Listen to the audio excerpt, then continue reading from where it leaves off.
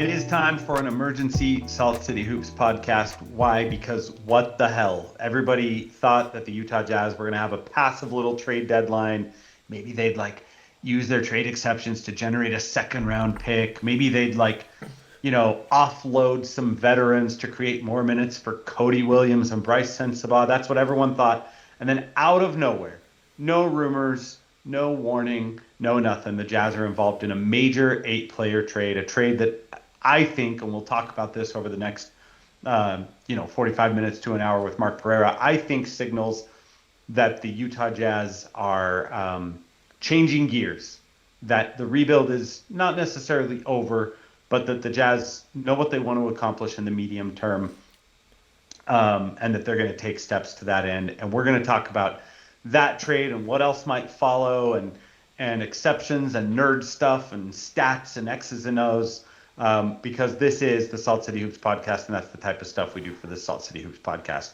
I'm Dan Clayton. I write for Salt City Hoops. So does Mark Pereira, who podcasts, writes, recaps games, lives games, plays saxophone. That part he doesn't do for Salt City Hoops. Mark, how the hell are you? I don't play saxophone for Salt City Hoops yet. You mean it is apropos for the name of the team. Dan, I have so many thoughts swirling through my head. Principally among them is as I'm kind of looking at the podcast schedule, I'm thinking, all right, the Jazz will probably have a quiet-ish deadline, but if there is a move, it'll be done on deadline day, and that'll give me a couple days to furnish this remodeled office that I'm sitting in. So I was like, I probably won't have this empty, echoey space. And of course, an emergency is actually an emergency. This isn't just acquiring a decent starter. This was actually acquiring an all-star. And the other thought I have is I have been really not drinking all that much at all over the past couple months. And this is a celebratory beer here. This is I think just a reason to celebrate for what you're calling a complete shift of gears for the Jazz organization for many things. We'll get into the particulars and what we think about it. I don't think that this trade is without risk, but this is not something to be upset about at all. I think even if you are on the downside of what you think about the players acquired or the picks given up or the assets given up, this is a risk worth taking and a risk worth celebrating. So that is the mood I am. I'm in a celebratory mood. I'm on the positive end of this trade, but I think we're both going to get into the risks associated with this that are worth talking about. And we were talking. It's hard to talk about what this trade means and what it signals, and will this trade ultimately be successful without veering into conversations about Lauri Markkanen and Keyonte George and what this means for Walker Kessler. So we're going to be very macro in this podcast. It's going to be pretty fun. My cautionary tale is this. I had a piece completely written, Mark Pereira. It was done. It was written. It was my annual trade likelihood ranking. I finished it last night, but I was tired. Dan was sweepy. I was a little sweepy with my sweepy eyes, and I thought, you know what? I'm going to go to bed. I'm going to edit this tomorrow. I'm going to go through it one last time tomorrow, and then I'll post it before the Pacers game. Now it is garbage. It will live in the drafts folder forever. Because the Jazz. So here's what they did. And we should actually say what the trade is. I think that would be helpful. Yeah, I know. Well, and real quick before we do that, because we were just talking off air about this compared to what the Jazz did last year. So let me just briefly tell you what the Jazz's deadline consisted of last year. It was 4 trades. Okay, one was that thing where they traded 3 worst of firsts for a Phoenix unprotected, okay? Then they did a thing with Eubanks and Mills expiring salary. They got Cash, they got Tucker, they got Mo Bamba. They waived Mobamba. They flipped Tucker into another deal to help some teams get rid of some salary in a 5-team trade. They got a couple of seconds. They got KJ Martin. They got and waived Josh Richardson. And then the last deal was putting $110,000 of cash into the Luka deal to come away with a couple of seconds and Jalen Hooch, if you know who they waived. So that's like all they did last year was just like cap gymnastics, facilitate some stuff, waive some guys, take some guys in, flip some other guys, and get a bunch of seconds in exchange. Compared to what they pulled off this afternoon with some, 48 hours to go before the trade deadline, here's what they did today. They traded the expiring salaries of Kyle Anderson and George Niang. Pretty disposable from a Jazz point of view. Taylor Hendricks and Walt Clayton Jr., 2 draft prospects, one a lottery pick, one a just outside the lottery pick. We could talk about those guys, and if losing them, ending those experiments gives you any heartache. 3 first-round picks.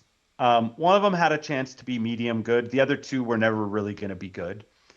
In exchange for Jaren Jackson Jr., 2-time All-Star, perennial All-Defense. He won Defensive Player of the Year once. He's scored 20, I think, this year. He's at 19 points per game. Good player. Vince Williams. I like Vince Williams. We'll get to Vince Williams later in this podcast. John Conchar, who's like fine, backup shooting guard type. Jock Landale, an expiring minimum salary center. Again, he's fine. Maybe he'll play. Maybe he won't. Maybe they'll cut him. Maybe whatever. So an 8-player, 3-pick trade to bring in an all-star to play alongside Lauri Markkanen, an all-star to really shape the next version of the Jazz. The Jazz are starting now to have kind of the outlines of a core that they can take into their next competitive, version, their next competitive era. Holy hell, Mark! Like I didn't see it coming. Obviously, we podcasted a couple weeks ago about trade possibilities, and I think we briefly brought up Jaren Jackson Jr. just to say like, hey, he's a guy who might be available, but he would cost a lot. How do you feel? Like, is this in line with what you thought cost a lot would mean when we briefly brought up Jaren Jackson Jr. 2 weeks ago? No, I think the cost is way less than I think Jaren Jackson would have been available for.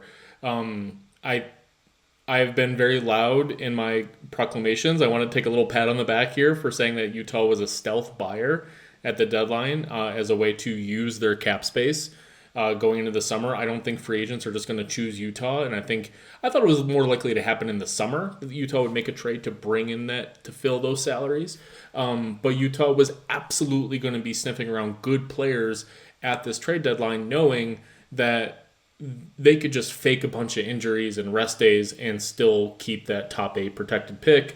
I still project them to finish 6th worst in the NBA, which gives them a 96% chance of keeping the top 8 protected pick, and also a healthy chance of moving up in the top 4, by the way.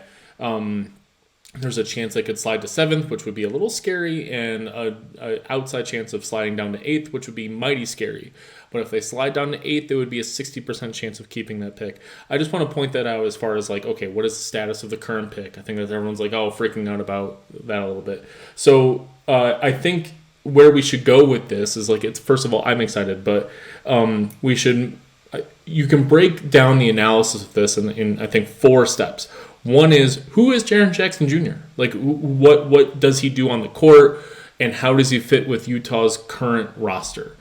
Then I think the second part is, how does this fit with the Jazz plan going forward for 1, 2, 3 years down the road, for not only how the roster is going to be constructed, but also like, what are their salaries? Can we afford these types of players?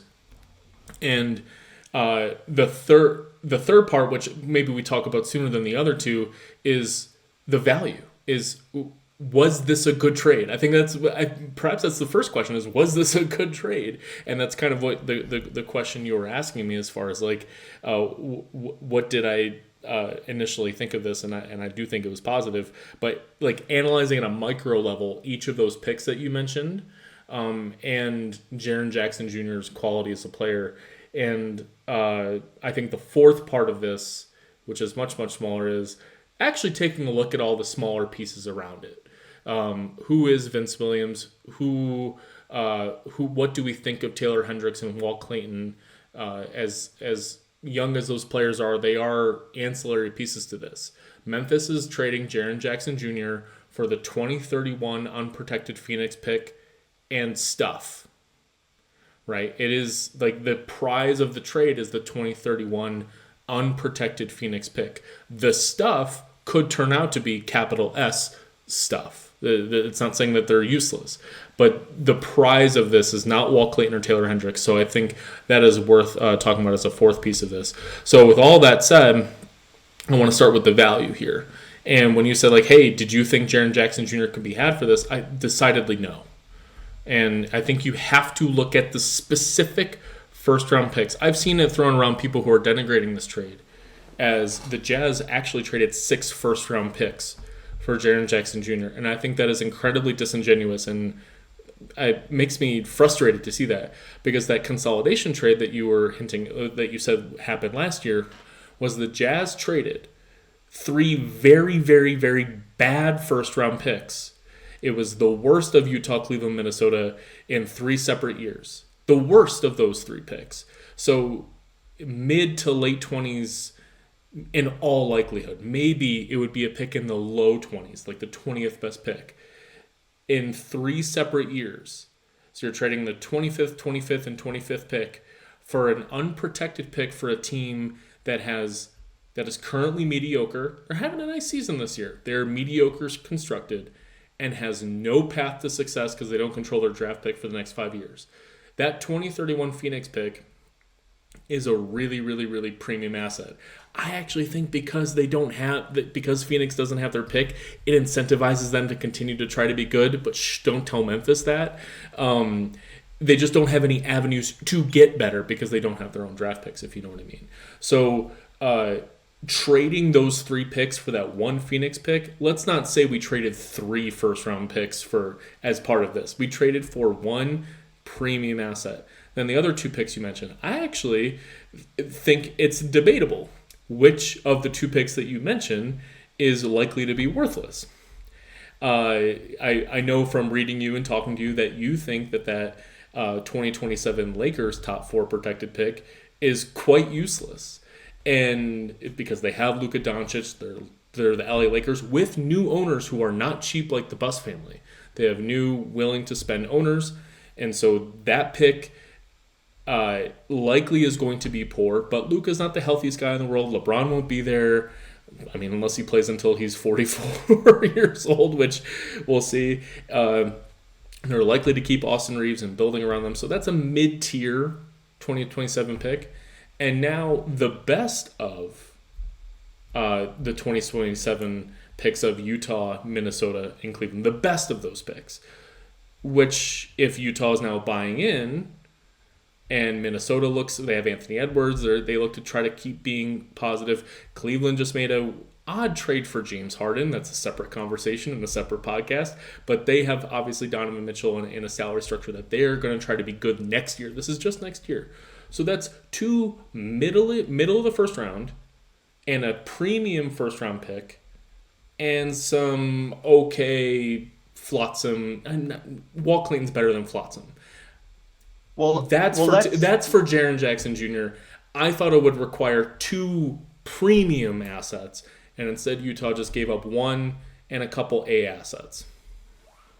Yeah, so let's remind the listeners kind of what we're talking about here. I got 2 in the weeds there. Sorry, I think the specific picks are important. So first of all, agree with you. Like Kyle Anderson and George Niang are just whatever. They're just like, we don't even need to use more oxygen on that. They were just the filler salary that made the trade work. George Niang hasn't even played a minute with the Jazz on this go around, on this stint. Kyle Anderson was literally last among the healthy Jazz players in minutes played. So just like, don't need to go there. Walt Clayton Jr., Taylor Hendricks outgoing. Walt Clayton Jr. was the 18th pick in the last draft. The Jazz traded up to get him. Taylor Hendricks was the 9th pick in 3 drafts ago. The 3 picks that Mark's talking about that are outgoing. And by the way, I wrote in my in my draft that is now consigned to the waste bin of history, part of what I did is I looked at all of the picks that the Jazz own, and I kind of did my own little informal ranking.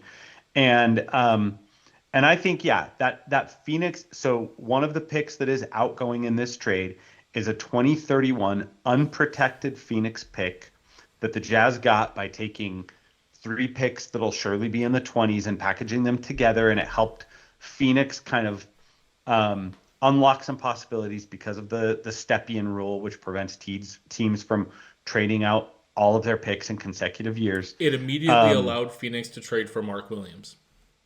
Correct.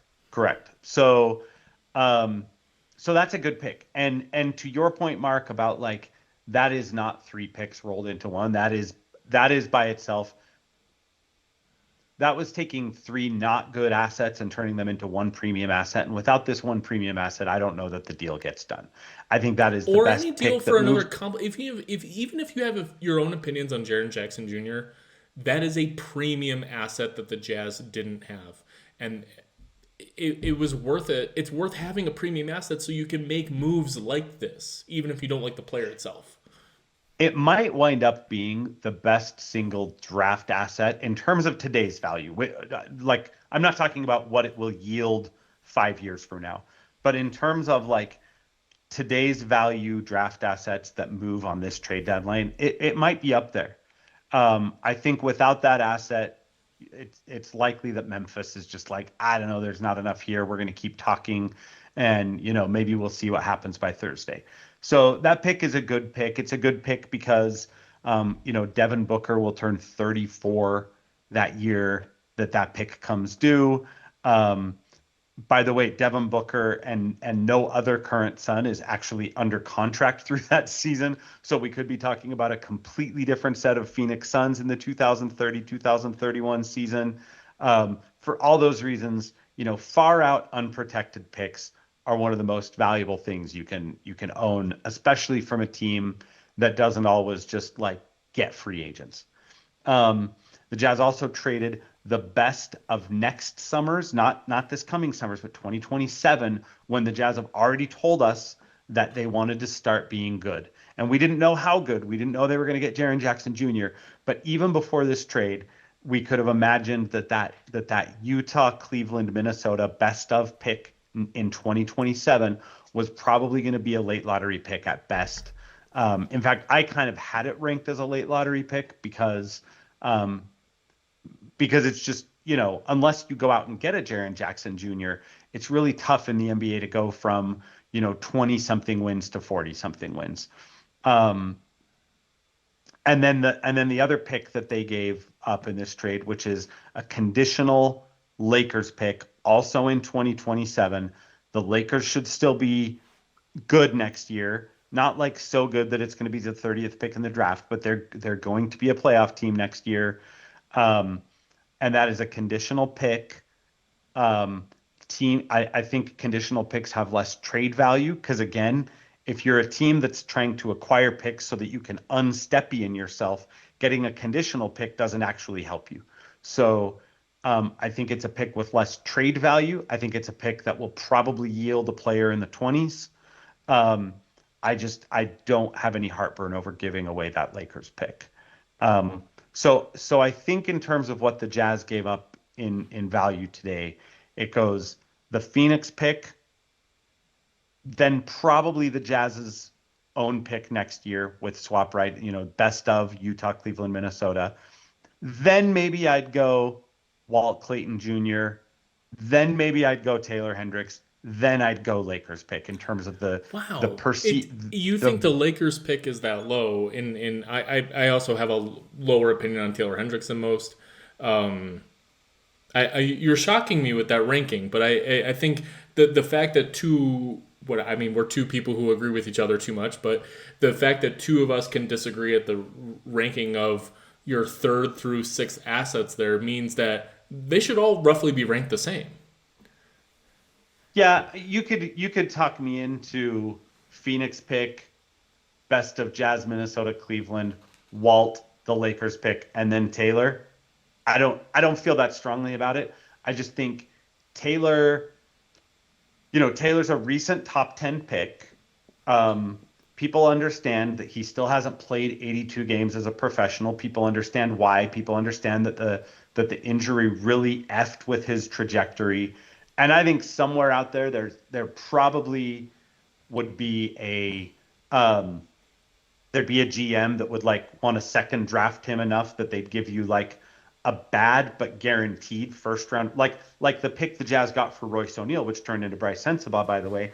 Like that was when the Jazz had a phone call where they knew they could come away with a pick for Royce O'Neal, not a conditional pick, but like a least favorable, but it's going to convey. Like that's valuable to have something in hand that like actually gets you out of Stepien jail or could get another team out of Stepien jail. Yeah. And I bet they could have gotten something like that from Taylor somewhere because, teams the same way, and now I'm going off on tangents of tangents. So, this is why we can't get a podcast in the can in under an hour, but like the same way that the Jazz used to fantasize. I used to talk to Jazz people who, when Denny Avdia was in Washington, the Jazz would be like, Jesus, Dan, they're not using him right. There is such a player in there.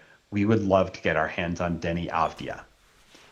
At a point in time when Denny Avdia looked like just a guy, they were like, I just think that when you talk about recent draftees and you pull them out of the context of the situation they're in at this moment, I think it becomes a very eye of the beholder value thing.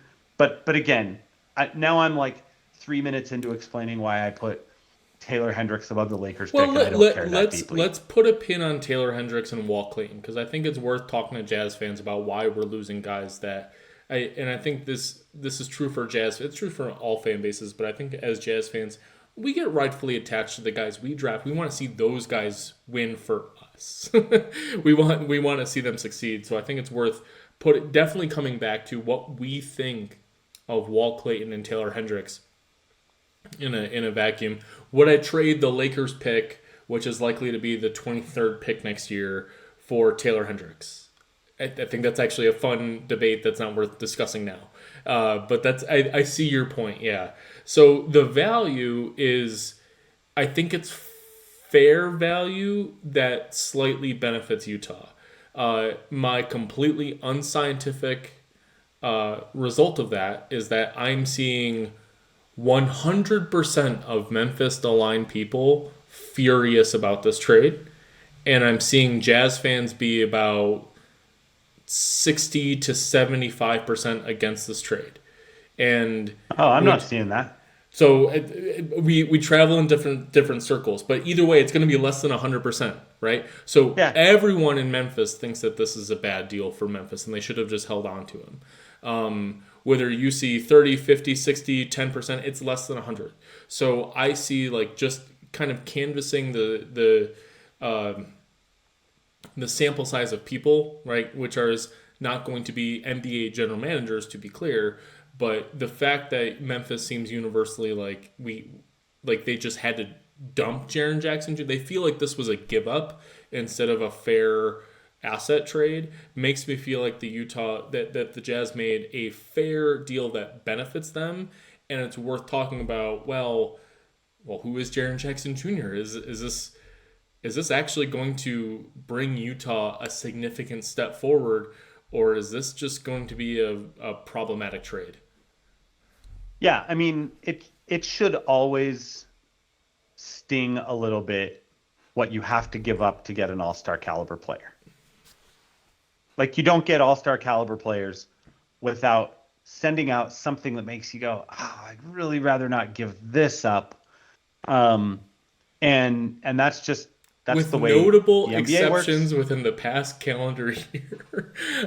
Yeah, but I mean, even in those trades where there was like a clear winner and a clear loser, the loser still sent out stuff that the winner still sent out stuff that they probably in a vacuum would have loved to keep. I mean, I'm speaking specifically of the Luka trade and how jealous I am. I know you're talking about that Luka trades just don't happen to us like they happen to happen for the Lakers. Yeah, but even in the Luka trade, I mean, whatever. I got the joke. I'm not arguing with the joke. I'm not being the guy who like the joke misses me, and I'm going to sit here and argue for 5 minutes with the But joke. yes, trades do come with pain. Trades come with pain.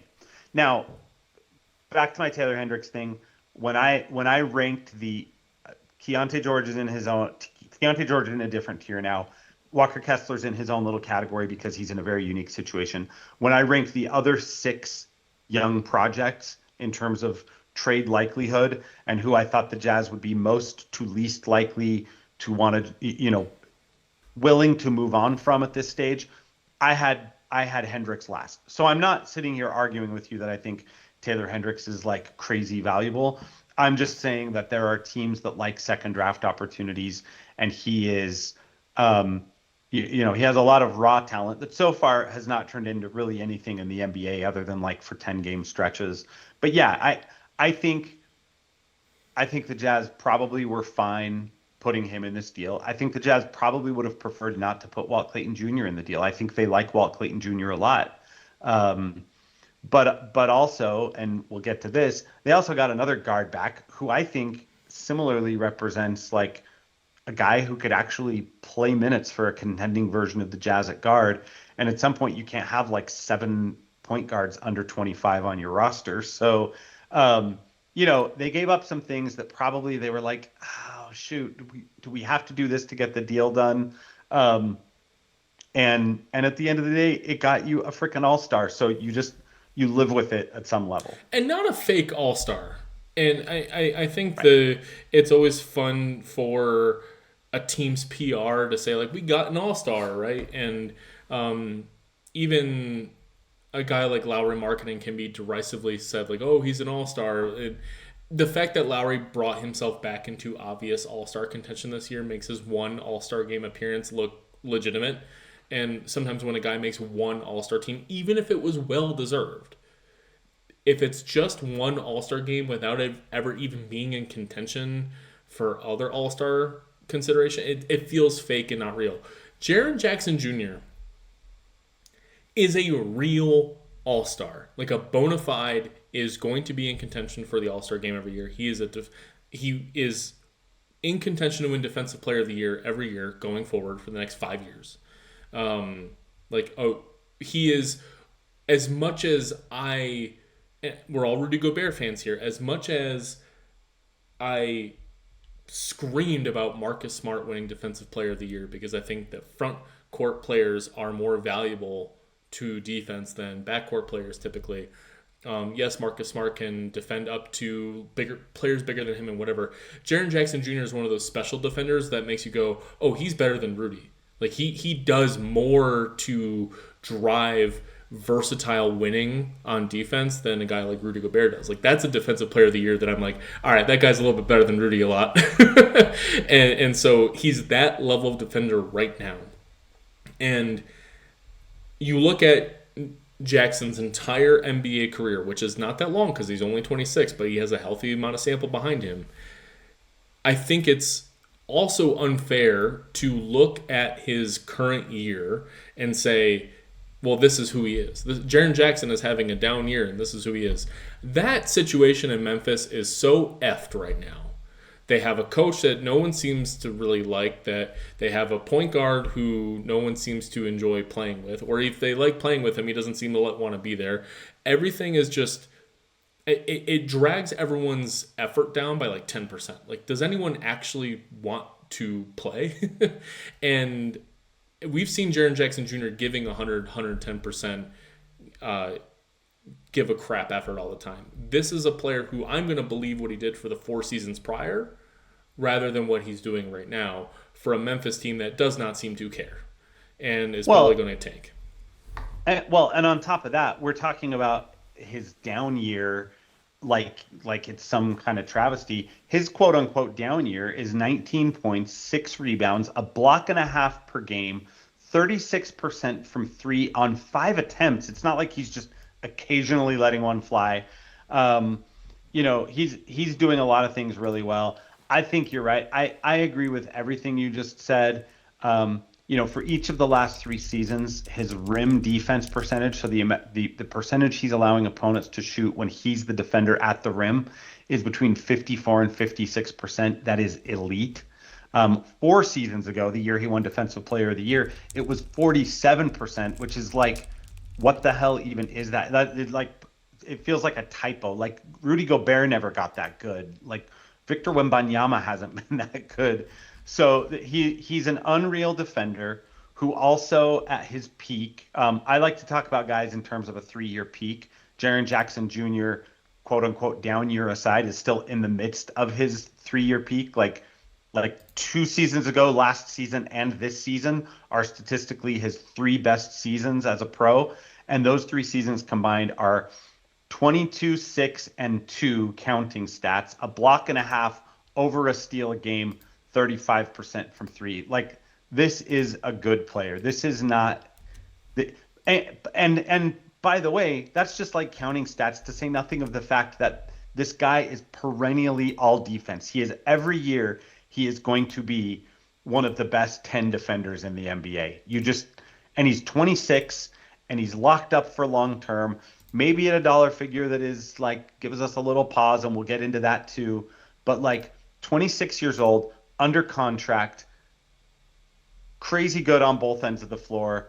He's in his 3-year peak right now, averaging the low 20s.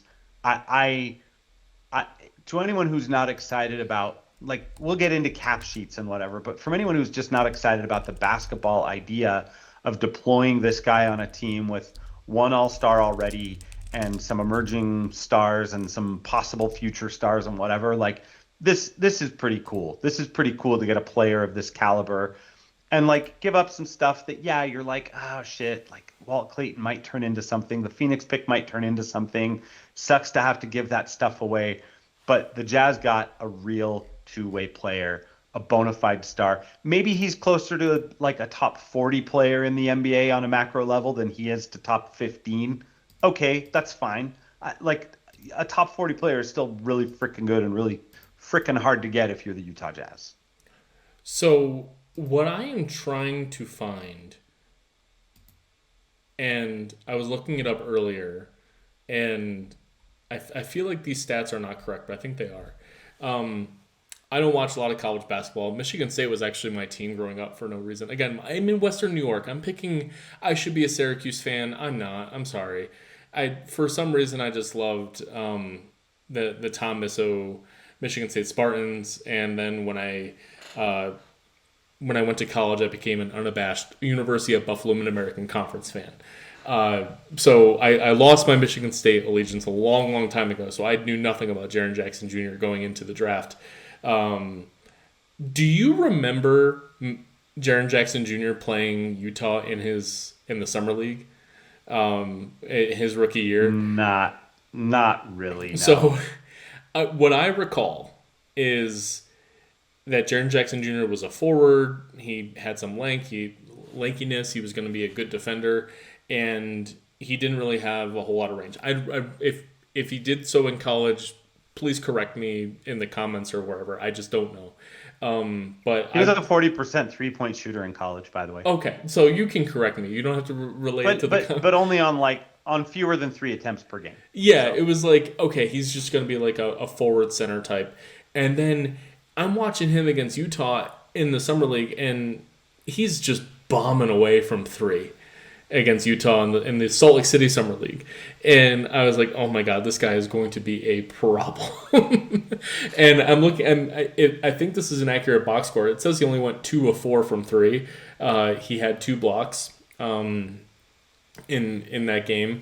But, and if you care about who Utah Summer League, just because we like to remember some guys on every podcast, Utah Summer League roster, their starting roster at least, was Tony Bradley, George Niang, Malcolm Hill, Kendrick Ray, and Naz Mitrulong.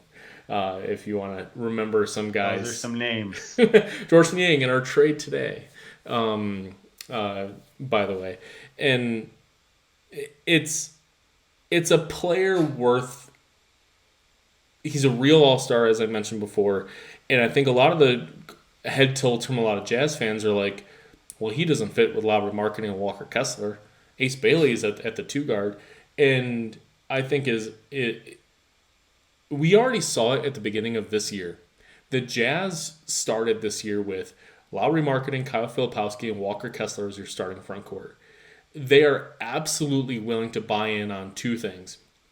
One, Lowry Markkanen can absolutely be your giant small forward. This isn't like crazy stuff because I know it was a slightly different era, but you think of those Orlando Magic teams starting Rashard Lewis and Hedo Turkoglu.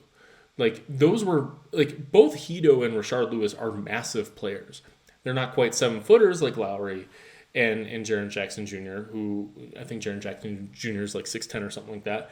But the idea of playing a massive small forward is not unheard of if that guy's a movement shooter who doesn't struggle with movement. If just because he's 7 feet tall doesn't mean he's a stiff. And I think Lowry has issues defensively, but they're not because he's a stiff. It's more of his other his entire presence can sometimes be an issue defensively, but it's not because of his physicality or athleticism or speed.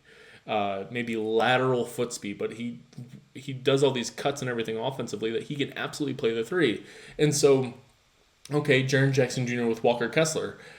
I'm sorry, I'm not seeing why that's an issue at the 4-5. The main issue is can Lowry play down to the 3? And the answer is 100%. The Jazz have just never had a roster to let him do that. And that might be his best position in the NBA. That front court, no problem whatsoever. I mean, honestly, Lowry got to Utah and played a ton of small forward that first year. Like next to guys like Jared Vanderbilt at the 4, who aren't even like real power forwards, right? Lowry played small forward, and that was the year he finished 17th in all NBA voting. Like Lowry will be fine. Now, also, as we've seen with these multi-positional guys, like the Jazz rotation next year might be to start Kessler and Jaren Jackson and Lowry Markkanen, but then to have Jaren Jackson Jr. check out first and Lowry slides to the 4, and then Jaren Jackson comes back for Walker Kessler, and now it's Jackson and Markkanen at the 5-4 with a smaller 3. Bryce Sensabaugh checks in at the 3. They'll configure it in a way that these guys will be kind of toggling in and out of different positions. I actually read, for fans of The Ringer, I read Michael Pina's take on this I haven't trade. read it yet. I just saw that he was excited. Yeah, it's good, and basically what he says is everyone talks about positionless basketball these days. The Jazz literally are going to be able to put lineups on the floor that you can't figure out on a given play whose role is what, because they're just so there's skill and positionlessness everywhere. So I'm not buying the position related qualms about this trade. Again, for me, and I don't know if we want to just go for it. I mean, we're 40 minutes in here. Maybe we should get to this part of the conversation. To me, obviously, Jaren Jackson Jr. has an extension kicking in next year. It's at $49 million. Pretty soon he'll be making over $50 million. Now you're getting into a situation where with Lowry's money and Jaren Jackson Jr.'s money, and Walker Kessler is going to get a new contract this summer, most likely from the Jazz. I would say all but surely with the Jazz. Keontae George can negotiate an extension this summer. You got to think about, Ace Bailey's only in year 1, but eventually you got to start thinking about what his second contract is going to look like. Same goes for whoever the Jazz draft this summer. Right now, they have a 27% chance at one of those 3 studs. If they get one of those 3, you got to probably plan on them being a max player. You do start to think okay, are the Jazz going to be kind of not locked in, because there's a lot of ways that NBA teams can figure their way out of these roster situations. We're seeing that right now. We all thought it was going to be a quiet deadline, and instead there's human bodies flying in all directions across the NBA. But it does.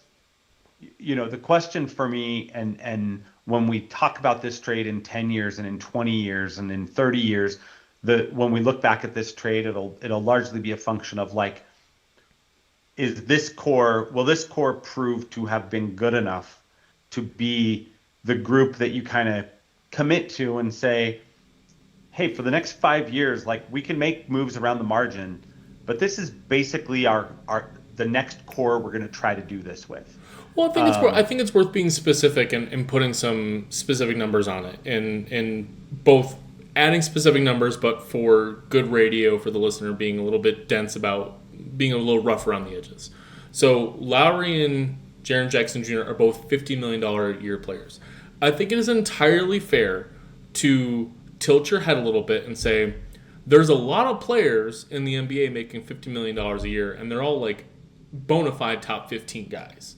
And both of Jaren Jackson Jr. and Lauri Markkanen will forever be all-star considered players. I think the book is not completely written on Jaren Jackson Jr. as to like put him in a new environment and see what happens, but we kind of know what Lowry is at this point, even if he makes incremental improvements from here. And it is fair to say, like, okay, if you're going to spend $100 million on those two players, you have to nail the rest of the roster from a value standpoint. And then Walker Kessler is going to come in at around $25 million, right? Maybe Utah can get that down to 20 in some sort of restricted free agency market. I mean, I'm not going to be crazy if that ends up being 30, though. I think it'll be 30. Yeah, so so let's clock it in 30. Let's clock in worst case scenario. So now you're at 130 million. Keontae George, his extension negotiations. Remember, he's not going to make this much next year, but it will clock until the following it'll year, be for right. the following 2027-2028 season. That's $45 million, right? So 170 to $175 million for the 2027 season, when the salary cap should be around $175 million.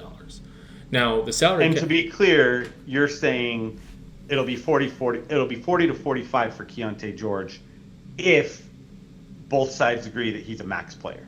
Because that's the baby max in his first year of the new contract. And this is a little worst case scenario here, but the best case scenario isn't much better than this. Like, the best case scenario trims what, $10 million off of the numbers I'm putting out here.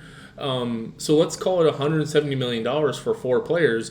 Usually, when teams look around spending $170 million for 4 players, they're contending for a championship, and those 4 players alone are not championship contention. So then this is where I think a lot of minds kind of go in a lot of different directions. Here's how I approach this.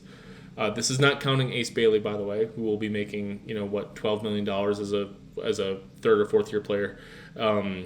There's obviously you need to fill out the other 11 players on the roster, but you also need some good ones as well. We're not counting any extensions for Bryce Sensabaugh or whatever, but there will be more players coming down the pike. The way and there's another $40 million between that salary cap, which is not the end-all be-all, right? Teams are over the cap constantly. Utah will operate as an over-the-cap team this summer. Then it's $40 million to the tax, right? And then it's another $45 million on, or another like $5 or $10 million above the tax where you get to the first apron. Those are like your hard limits. And so I densely think of that after you get past those 4 players, I think it becomes a Ryan Smith problem. And it's like, are you good enough to justify building around those 4 players with additional good players? Is the luxury tax worth it if you're contending? And that's an experiment that the Jazz can start next year. Next year they won't be in the tax. They will be fine to experiment with these 4 studs and see what they have. And then it becomes a question of, is this worth adding on top of to pay the luxury tax and be a contending team? I don't think that's worth stressing about right now. Everyone's absolutely right. It creates an interesting dilemma 2 years from now. I think it's worth seeing how this works next year. Well, and the other thing I'll say to kind of add to your point on that is that this isn't like the end of the Rudy Gobert, Donovan Mitchell era when the Jazz were kind of like stuck in the team they had, and they had no ways to even go, first of all, they had no way to get out of salaries anymore. They had no ways to go if we want to improve our, get an upgrade on our 7th man or whatever, they were just out of assets. This is a Jazz team that now has a two-time All-Star and Defensive Player of the Year in Jaren Jackson. They have a one-time All-Star who looks pretty effing real to me in Lauri Markkanen. They have George. They have Bailey. They have whoever they draft this summer, whoever they're going to draft this summer. They have a bunch of young guys who, look, some of them might hit in a meaningful way and some of them might not. That's okay. That's the way it goes with the Bryce Sensabaughs and Isaiah Colliers and Cody Williams and Kyle Filipowskis of the world. But this is a team that still has 7 to 8 for, not even counting this summer, because I'm already kind of putting that person on my imaginary roster. Like, not even counting whoever they pick in 2026. They have 7 to 8 firsts and 8 seconds in the following 7 drafts. So I don't think they're that's good, by the way. Stuck necessarily. That's That good. is good.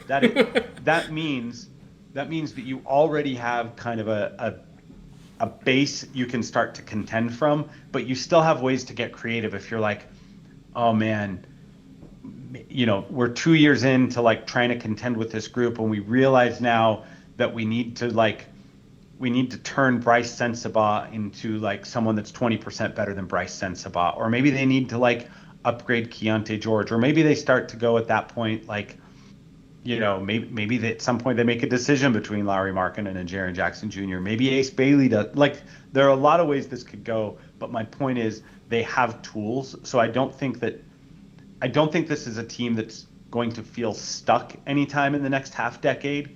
But I do think that they're kind of committing to, like, broadly speaking, this is what our core looks like for the next little bit. And that's the core that they're going to try to win, 40 some odd games with next year. And then from there, see if they can get into the 55 win club and see if they can get into the second round of the playoffs and see if they can get farther than that even. But this is a team that will still have tools to work with is my rambly point. To build an actual championship contender, there are steps you need to take to get there. And some steps are going to be a lot bigger than others. I think it is absolutely the mindset fans should take that just because this is the team that they're going to try to push in and do a playoff run next year. I think I would be disappointed if this wasn't a top 6 team next year. That's a separate conversation.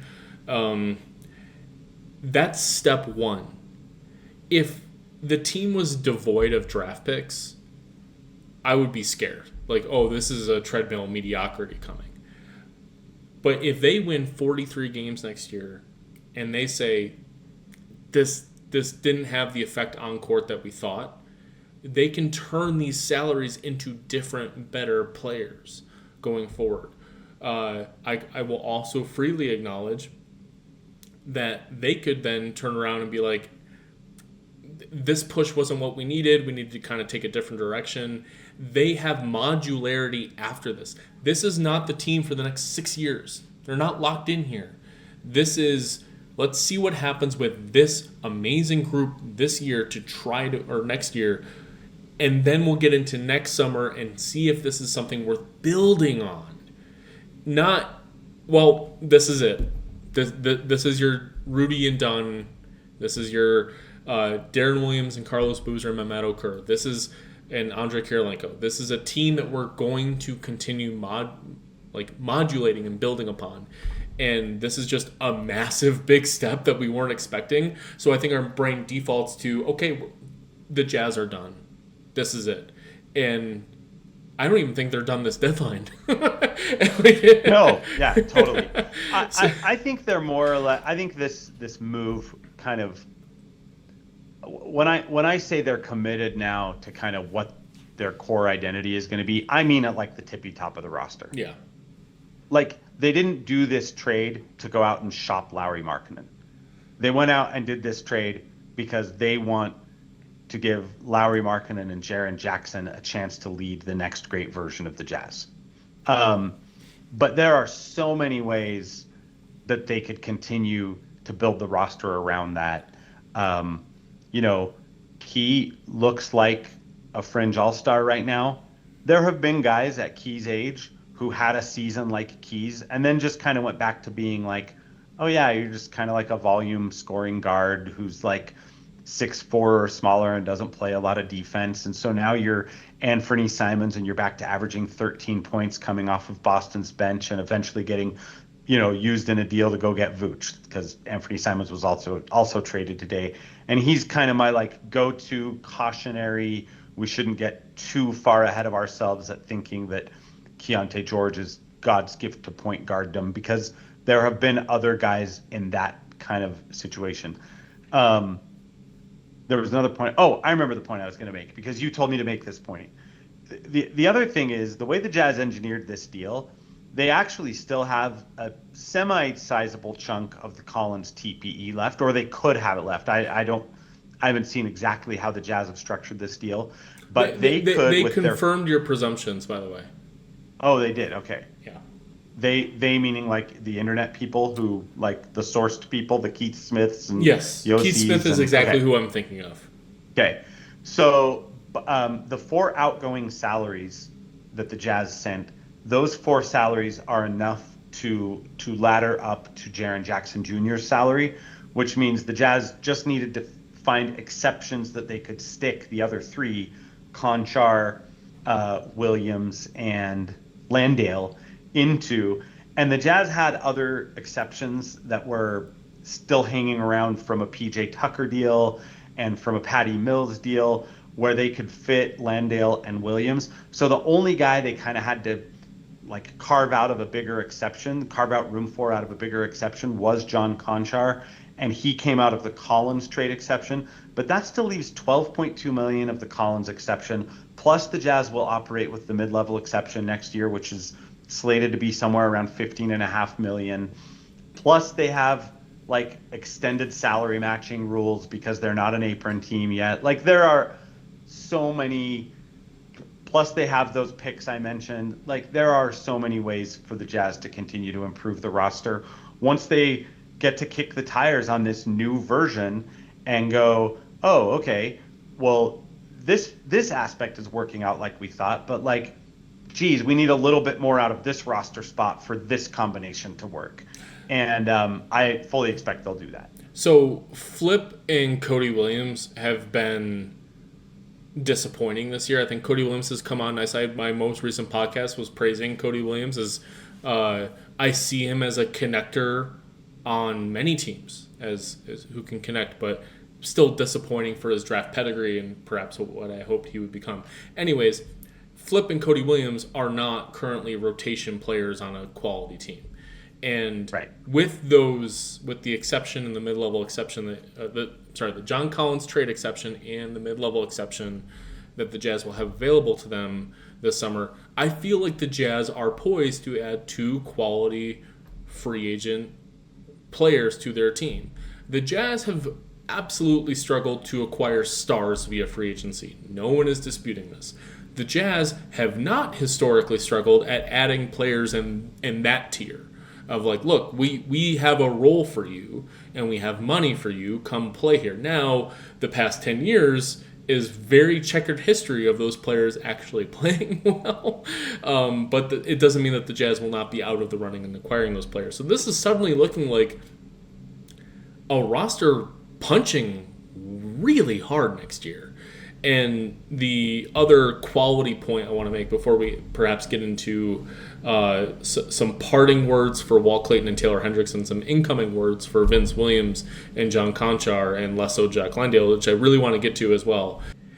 And I've completely lost the thread on exactly where I was going with that. So perhaps now it is a good time to speak about the outgoing players. And if my prior thought comes back to me, and sorry, this is all just so exciting that I have so many thoughts running through my head as far as the team future and how we build this team and everything, that I think it's you sometimes get your thoughts crossed a little bit, which makes for fabulous radio. But we absolutely need to mention the ancillary pieces of, we call them ancillary, but I think there was a lot of promise in Walt Clayton and Taylor Hendricks worth talking about. Yeah. You seem a little bit more excited about Vince Williams than me. So, Vince, I think because he's a defensive talent, he's one of those guys who flies under the radar a little bit. He's just a player who gave them I think some quality minutes in some of those years when they had all the injuries. So I think he's interesting. He's 24 years old, or maybe he's 25 now. Yeah, he's 25 years old now. He's in his fourth season. He had a year where he had a year where he shot, where he played more. The only year where he was really in the rotation, he shot 38% from three while playing decent defense. And I like guys who are like big guard sized dudes who can shoot and who can defend.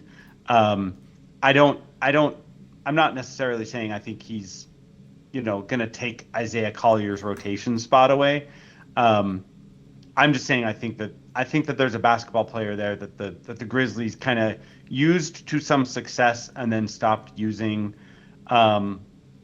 Konchar is probably like a higher floor, lower ceiling kind of guy that I think whatever. I think there will be nights when Jazz fans are kind of feeling the Konchar love too.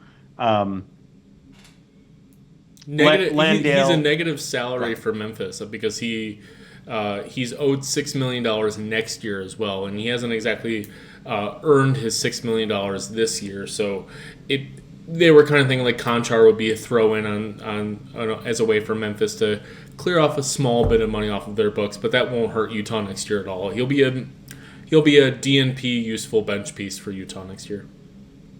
Yeah.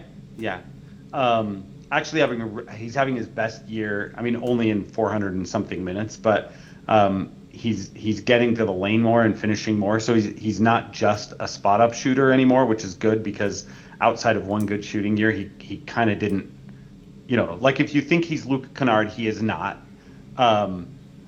So I'm fine if they want to give John Konchar some minutes, but I don't necessarily think he's like. Let me put it this way, and this will infuriate you. I'm saying this partially to just troll you. I think it's more likely that Svi Mykhailiuk is the seventh man on the next second round playoff Jazz team than that it's John Konchar. I have done a full 180 on Mykhailiuk. All right, okay. I am extremely pro Svi Mykhailiuk this year. I want it to be yes, my thoughts preseason are very well known. I'm as much as I will eat crow about Keontae George and everything else.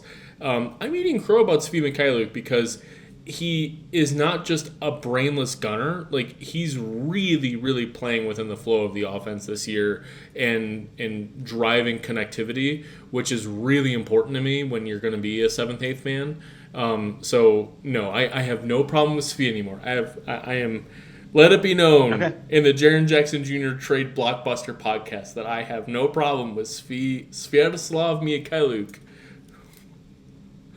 All right, then my attempt to troll you fell on deaf ears. You succeeded because I've been completely derailed. Okay, well, I mean, that happens when we talk about NBA basketball.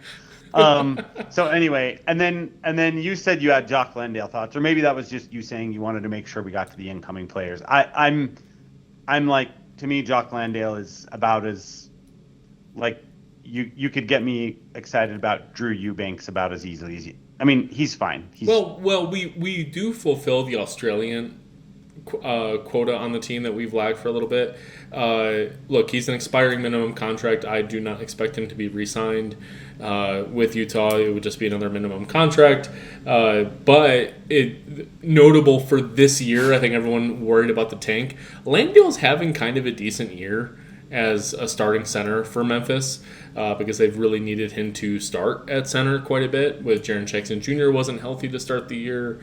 And Zach Edey's been out the whole time. So Jack Landale has been kind of sneakily important to Memphis as a starting center for them at times. And I recall watching him, was it 6 years ago in the Olympics for Australia as a young guy. And I was like, oh, that guy kind of could do something in the NBA. And he's carved out a little minimum little thing. So he'll definitely play for Utah on the nights that Nurkic sits. Can I make just a funny little side point that just occurred to me? I was thinking about this earlier while I was calling the Jazz Pacers game on Spanish radio.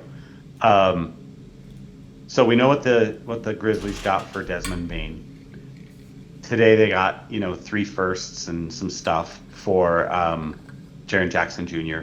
How funny will it be if they get like 1 first for John Morant after all of that? I don't think they'll get that much. I mean, if they get a first, it'll be a first that no one's excited about.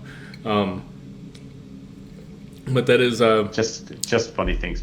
To me, that ranks almost as funny as when Bobby Marks was tweeting earlier about the Harden trade, and pointed out, these are my words, not his, but what he was sharing is the fact that there are 3 teams who are not the Cleveland Cavaliers who still have draft pick debts to satisfy from when they traded for Cleveland Cavaliers guard James Harden.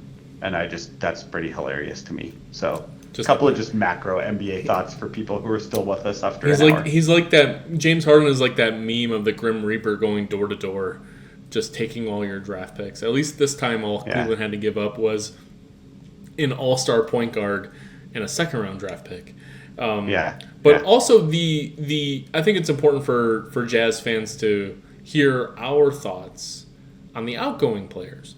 And do we have significant heartache over losing Walt Clayton and Taylor Hendricks?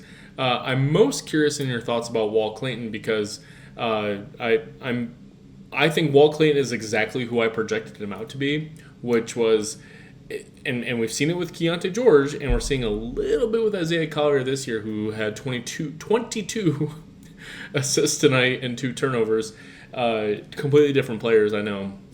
But guards do take a little bit longer time to develop, but Walt Clayton does not get the benefit of a lot of other players because he was a 4-year college player, and we're kind of expecting a little bit more accelerated growth curve from him. So, but Clayton is, he's got a great last name, I know, but awesome. We drafted him with the projection of this guy is going to be a rotation quality backcourt player. And I think Clayton is going to be a 12-year NBA veteran, maybe even longer than that. I never see a situation where he is a starting point guard that you don't need to worry about who you surround him with. He projects more as like a constant 7th, 8th good guard on a good team who drives winning but doesn't have the athleticism, the passing vision, or even like the lights out nuclear shooting capability to be more than a useful guard. And I just don't see ceiling potential that I'm okay with losing him. He seems like a good guy, and I'm not thrilled about losing him, but I'm not really all that sad about it. Yeah, I mean, I guess what it really comes down to, I mean, who knows? Maybe Memphis really preferred him to Isaiah Collier, or maybe the Jazz were just like, no, we're not giving up Collier. I can't decide who I really think is going to have a more fruitful NBA career in 10 years out of those two. And I say that on a night, by the way, that, like you said, Isaiah Collier did like unspeakable things with a basketball. I was 12, by the way, the last time a Jazz player had 22 assists in a game. I don't even want to know if you were born yet, because that'll make me feel old if I find out you weren't born yet. Was it before or after 1990? Okay, then you were born. All right. Okay. It was 1992. It was December of 1992. There we go. So yeah, like Isaiah Collier very clearly has some special basketball gifts. I think, the stuff I wrote about him in my article that won't ever see the light of day is like, to me, Collier is like the middle reliever who comes in to throw just like 3 straight innings of sliders because he's against a particular portion of the batting order, and you just need like he's good at one thing, and you're really glad you have him when you need that one thing. And I think whether or not he can be more than that really depends on his growth as a half-court facilitator. Like, it can't just all be like straight line drive and dish. I think eventually there's going to have to be more nuance and sophistication to his game. And that could happen. I mean, he's still in his 2nd year. That could absolutely happen. Walt Clayton Jr., I think, might be more complete, whether he ever redefines his ceiling or not, you might be right. Maybe he is just you know, like a 10-year backup point guard and goes around the league making, you know, a minimum contract here and 5 million this year and get someone's biannual exception once or whatever. I guess that's really what it comes down to if we're analyzing whether or not there's heartburn about Clayton going out is should the Jazz have wanted to, have tried to, did they try to, put a different young player in the deal instead of Clayton? Or is that just what Memphis was going to insist on? I like Clayton. I think I probably had Clayton higher than you on my list of again those 6 young guys who are not Keontae and Walker. The 6 recent draftees who are not those guys. I probably was as interested in Walt's trajectory as almost anyone else's. So I actually have him the highest of all those guys. I just think that his... I did too. I was just trying to be coy. It's that I don't see him that low as like a bounce around the league biannual exception $5 million a year type of player. I see him as like a really useful rotation backcourt player who never quite figures out the lead point guard shtick. And there's only so much you can do with a player of that, and he's a dog defensively, but he's still really undersized. It's not like you're kind of relying on him to be a defensive pest. I said when we drafted him that his total remarkable upside, like the best case scenario, was Fred VanVleet, who is a 5'10", 5'11" guy who is really good defensively given his magician-like ability to get around screens and cause problems. So if Walt Clayton could figure out that as an undersized guy, which is a 1 in a million shot, then you got Fred VanVleet. An average, I think, reasonable case scenario for someone who, with his skills, was Patty Mills, who Patty Mills was a really, really valuable player for playoff teams for 4 to 6 years and some stretches of good play around that. That's what I think Walt Clayton is, and it's like, yeah, if the Jazz post Jaren Jackson Jr., with Jaren Jackson Jr., they're going to need Walt Clayton quality players. Every championship team is going to need the $5 million player, the $8 million player, the $12 million player who contributes in your rotation. It can't just be all stars. Clayton could be that player. I don't see a ceiling that makes me sad that we lost him. It's okay. But that being said, I think he's the best of Sensabaugh, Williams, Filipowski, Hendricks. He absolutely was the best quality prospect we had, non-Keontae, non-Kessler edition. Yeah, or Ace Bailey, obviously. I wasn't even saying best necessarily. I just meant he was an 18th pick. They obviously were invested in him. He has some talent. He had that special title run with Florida last year. I'm not a big college basketball guy, but obviously so anyway, it sounds like we're not that far apart on Walt Clayton Jr. I already kind of did a thing on Taylor. I think you kind of know where I'm at with Taylor. Obviously this year was disappointing. We all understood why. I don't think the Jazz necessarily gave up on him. I think that there's, if he wasn't needed to make this deal happen, the Jazz probably would have happily kept kicking the tires on Taylor Hendricks. But also, it's just hard to feel kind of super sad about it when he's 76 games into his NBA career and he just hasn't amounted too much after being a 9th pick. I don't know what more. Do you have more Taylor Hendricks thoughts? Yeah, we wrap up on Taylor Hendricks. I've seen a lot of people bemoaning losing Taylor Hendricks, and we'll go back to our first point. You can't make a trade like this without having some pain. And I lost the thread on Taylor Hendricks when during this entire time that Lauri Markkanen's been out, and also with a lot of Nurkic rest and a lot of Kevin Love rest, that Hendricks can't see the floor. And when Will Hardy is given a roster that is dead on arrival in a given game, that he doesn't just say, okay, well, this is a Taylor Hendricks 14-minute night. He's willing to just never play the guy. And we've seen Will Hardy for a number of years now. He knows the assignment and he's willing to play guys a certain amount of minutes, not because like they earn it or deserve it or whatever, but if he's given a limited roster to work with, okay, man, the worst prospects will get a little time here and there, and he couldn't even get off the bench over the past 3 weeks or so, except in very spot situations, and it completely lost the floor for me. That it's not working right now. Is it? Could he make us regret it in a couple years? There's still a lot of potential there, and he could absolutely make it worth it. I don't.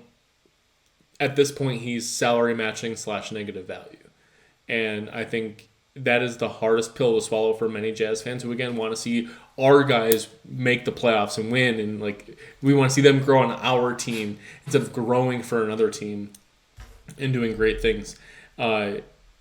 He was salary matching in this deal and a dart throw for Memphis. Yeah.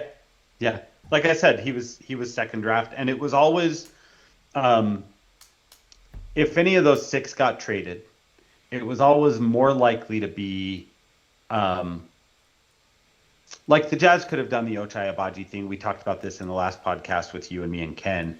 The Jazz could always Ochai Agbaji a guy and just be like, hey, we've kind of done the projection and we think that you top out as something less than a difference maker. So we're just going to, turn you into another draft swing and we're okay with that and we'll live. And I didn't think that type of deal was super likely at this deadline because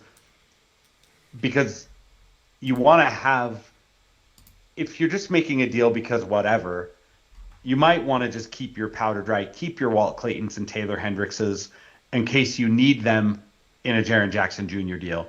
So I had always kind of felt like if any of those guys got moved this deadline, it was going to be because there was like kind of a buyer opportunity. Back to the original point from an hour ago, I didn't foresee this. I didn't think it was going to be this deal. I don't think anybody did. I will again say that I saw a stealth buyer for the Jazz, but I was calling out R.J. Barrett as a guy worth acquiring, not a literal all-star. I just did not see that coming. Some people are going to see the inevitable Giannis Antetokounmpo trade and say, why couldn't the Jazz do that? Yeah, like Giannis will go for perhaps fewer assets than Jaren Jackson Jr. And well, why don't we just acquire Giannis? We're not making the playoffs this year. We're certainly trying to keep our pick this year. Like the whole construct of it is different. And one point, I don't know if this is the point I completely forgot earlier or not, but the trade-off to Jaren Jackson Jr. making a ton of money for the next few years is that he's under contract for the next few years.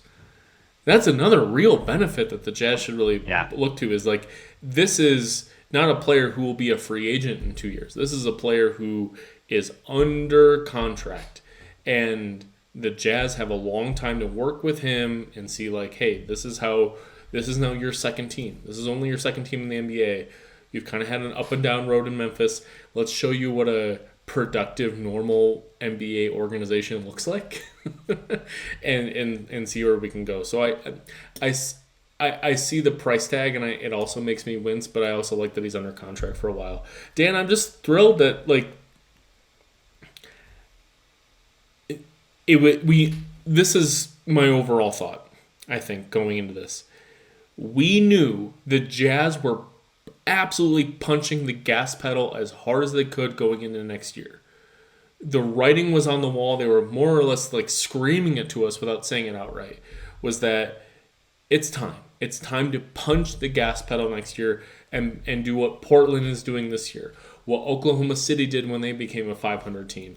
It is time for us to, and especially with Keontae's ascendance, it gives Utah permission to punch the gas pedal and go. And just because Oklahoma City and San Antonio are what they are does not mean that you shouldn't just build on the goodness that you've developed. And whether it was with cap space this summer or however they were going to approach it, they were absolutely going to try and be a 500 basketball team next year. This move says way more than that. They're saying, we are going to do a turnaround that nobody's expecting. I think the people who are paying attention will not be surprised to see the Jazz win 45 games next year. Say, like, this has all of the bones that they have strategically taken out a kneecap here against the Nets at home, right? And we're going to take out a shoulder blade here on another game. And instead, next year, they're going to say, oh, by the way, we have an entire skeleton, and now it's here, and now it's ready to run. And this is a very, very good basketball team. We'll have an entire summer to gel, a lot of improvement. Ace Bailey has all of the makings of a real good starter. This is a real team. I'm not scared. Let's go. Yeah. That I think was my overarching thing, is like the Jazz are ready to hit the gas and hard. They'll wait 30 more games to do so because there's a little, pick situation that we've talked about a bunch and that we'll continue to talk about. And, if we weren't already as far into this podcast as we are, we'd spend some time on that. But like, folks, the Jazz are not going to suddenly win 20 of their last 30 games. They will not try to. They will do everything in their power, and they might. So Jaren Jackson Jr. is subject to the player participation policy, and so there will have to be some great finagling and maybe some fines along the way. But they will definitely try to not win too many. So now we can look at it and go, okay, the Jazz's sort of star core is Jaren Jackson Jr., Lauri Markkanen, potentially Ace Bailey, probably Keontae George, and hopefully whoever they draft this summer. And I think it's the first time since the Rudy and Donovan trade that we have a sense for what basketball is going to feel like for the next competitive version of the Utah Jazz, and that's a really cool feeling. We're getting into concluding statements and things, I know, but I saw your graphic earlier, and based on your statement just now, can you state for the record your thoughts on Walker Kessler's role and fit within the star core description of the team? Yeah, maybe star core. Here's the thing. I think Walker Kessler, much like the best version of Ivica Zubac for the Clippers, is a player that you feel really fortunate if he's your fourth or fifth best starter. Got it. And so you're hoping Ace Bailey is better than that. We're hoping that the draft pick is better than that. We're hoping that Keontae George is better than that.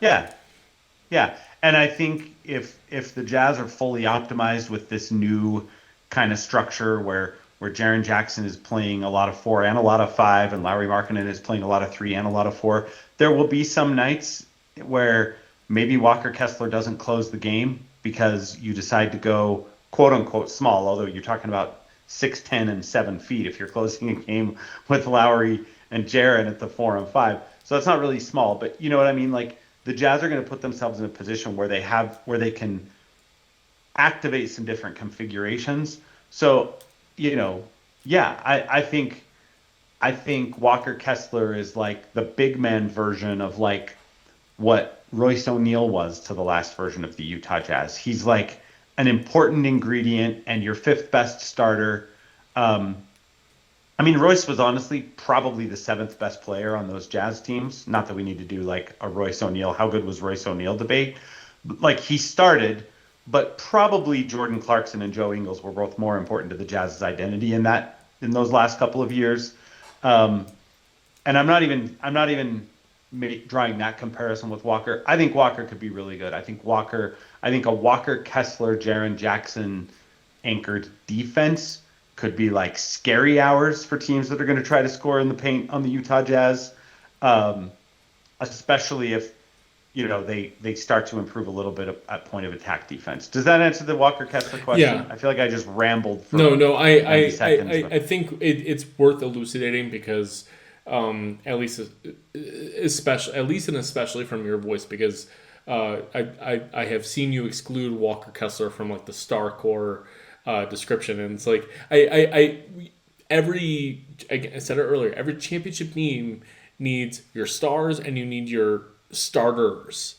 And Walker Kessler fits in that starter. Like, you need to have him to be a good team, but that could also be a different player, a different type of player. If you're playing Jaren Jackson Jr. at the 5 to close games, and Kessler becomes a luxury, and you want to fill that spot with something else. One other point before our nice concluding thoughts: the Jazz are light on dribbling and passing with this lineup. Sure. And when I think about the rest of the trade deadline and going into the summer, I think it is a fair criticism to say don't really want to rely on Keontae George for all of that, because Ace Bailey hasn't shown any. He's shown really great connective passing, but not like dribble drive passing skills. And we certainly know that we've derided Lauri Markkanen for this. Well, get ready to see Jaren Jackson Jr. not pass the basketball. And we saw Walker Kessler for a handful of games show a little bit of that, but not consistently. So the passing and dribbling is a little light. We'll see what happens. Yeah. I think, that PINA article I referenced, they do talk a little bit about, the Grizzlies have put Jaren in a position where, he catches on a flare screen and goes downhill at a more flat-footed big and stuff like that. Lauri Markkanen has started to do more second side stuff. Tonight he created a bunch, but that's because the Jazz only had one available point guard who played all 48 minutes and whatever. But yeah, none of those guys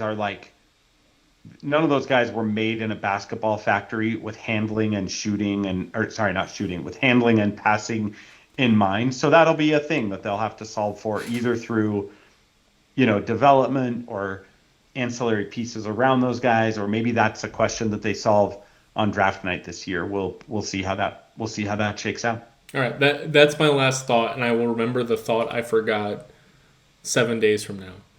Like in 45 minutes, he'll text me and be like, "Damn it, Dan." It'll either be 10 minutes from now or like a long time from now. In 14 years. The next time a Jazz player gets 22 assists. Yeah, right. Yeah. I think we got all the thoughts there, though, on the page. I'm so thrilled, Dan.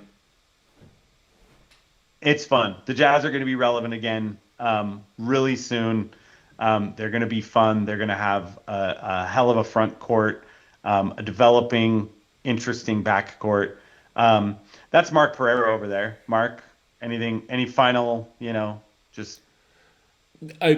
I'm so thrilled that the Jazz have a management structure that is always on the phone and always willing to try things.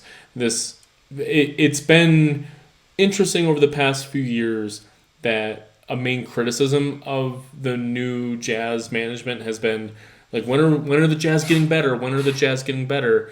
And everything that they've done, you mentioned at the top, all the small little things they did last year, was teeing up new stuff to make big swings at the right time. They're constantly active and making small things around the margin.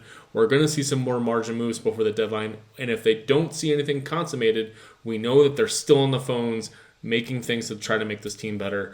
It gives me a whole lot of confidence that the team is being run correctly. And there's upwards of 10 teams in the NBA which you could look at and say, that something's not right there. Something's going poorly. And the Jazz aren't one of them. And even though they're not winning games right now, they're being run correctly. And that's really promising for me. Agreed. The Jazz are officially, clearly now in the next phase of their rebuild. And that's going to be fun. That's Mark. I'm Dan. This has been a Salt City Hoops podcast. Thanks for listening. We'll catch you on the next one.